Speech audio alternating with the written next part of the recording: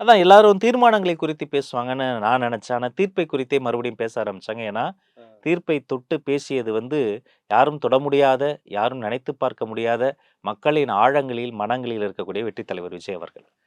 2 வகையான தான் அவர் பேச்ச நான் இப்ப ஒண்ணு ஃபயர் பிராண்ட் ஸ்பீச்சா இருக்கும். பயங்கரமா பேசுவார் சாரு. இன்னொன்னு எமோஷனலா மக்களோட கனெக்ட் ஆயி, அப்படியே கனிந்து பேசுவாரு.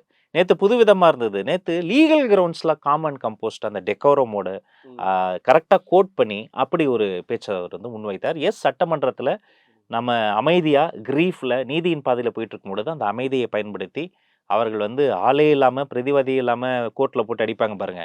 அது மாரி பண்ணாங்க. அதற்கான எதிர்வினையா நான் பார்க்குறேன்.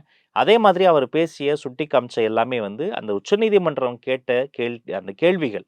அந்த இடத்துல பதில் சொல்ல வேண்டிய இடத்துல இருந்தது யாரு? தமிழ்நாடு அரசு சார்பாக, சென்னை உயர்நீதிமன்றத்தில நடைபெற்ற அந்த விசாரணையின் சார்பாக இருந்தது. இப்ப ஃபார் எக்ஸாம்பிள் மதிப்பிற்குரிய ஐயா வில்சன் அவர்கள். ம். அவர் என்ன யாரோ ஒருத்தரா? அவருக்கும் திமுக சம்மந்தமே இல்லையா? அவங்கலாம் பதில் சொல்ல முடியாம எப்படி வந்து அந்த லைவ் வீடியோஸே இருக்கு.